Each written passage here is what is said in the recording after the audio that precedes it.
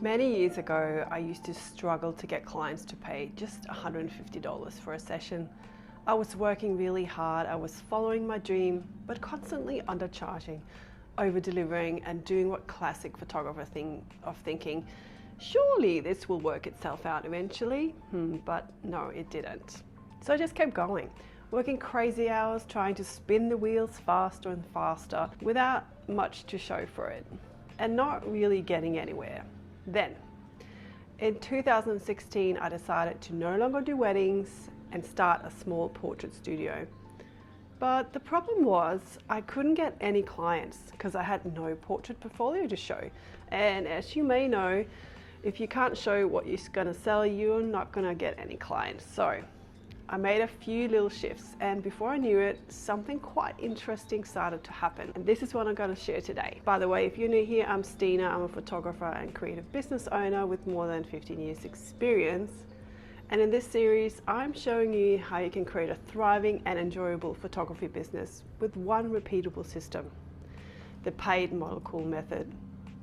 Now this video is important because this is the point in time when everything sort of started clicking into place for me. One morning soon after moving into this new space, I had this crazy idea. Well, it turns out it wasn't so crazy after all. I sat down and came up with a way to offer my portrait service in a new way. I simply wrote a post in a Facebook community asking for women to come and be part of helping me launch my new studio. I told them I needed to build my portrait portfolio, and besides the hair and makeup, which was optional, there was no cost to them. But they would have the option to buy images afterwards. And yes, I told them the price upfront as well.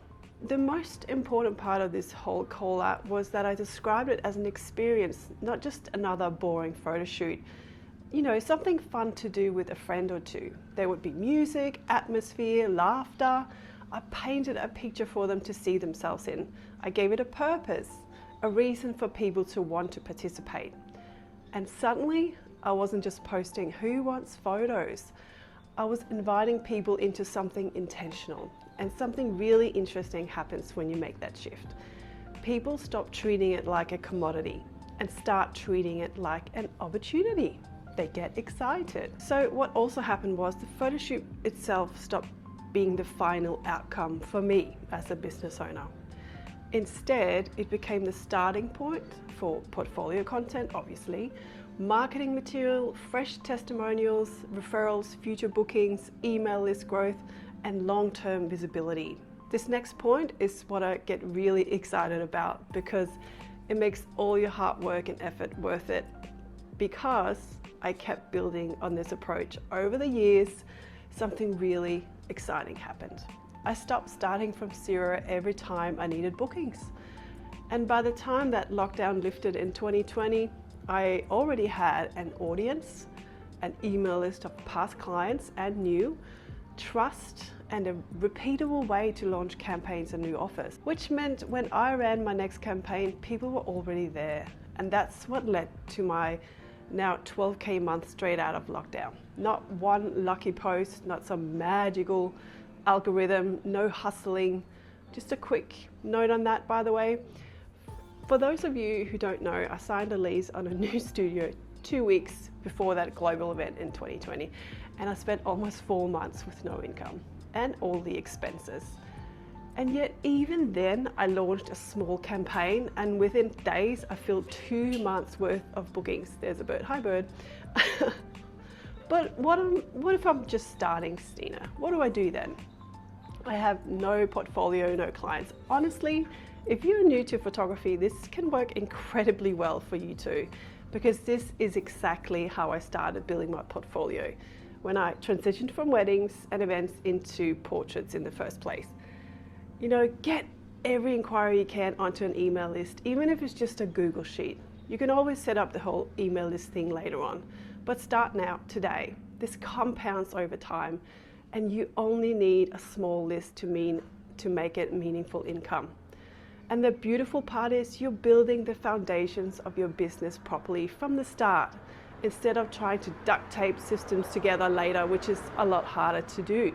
I think the biggest shift for me was thinking I stopped seeing photo shoots as isolated jobs and started seeing them as an asset altogether, something that could continue working for my business long after the session itself was over. And honestly, that just changed everything. So if you've been feeling like you're constantly starting from scratch in your photography business, I hope this video helped you see that the goal isn't just to book more shoots all the time. It's to create a business where each campaign, client, and experience builds on the next. And your business gains momentum over time instead of relying on you constantly hustling for attention. And honestly, that's a much calmer way to run a business. Now, even when photographers understand all of this, one of the biggest fears that still comes up is, but how do I market this without feeling awkward and salesy? Ugh. So in the next video, I want to talk about how to make all of this feel natural, aligned, and genuinely good to share. And if you want a little help putting these foundations in place, I've linked some free resources below,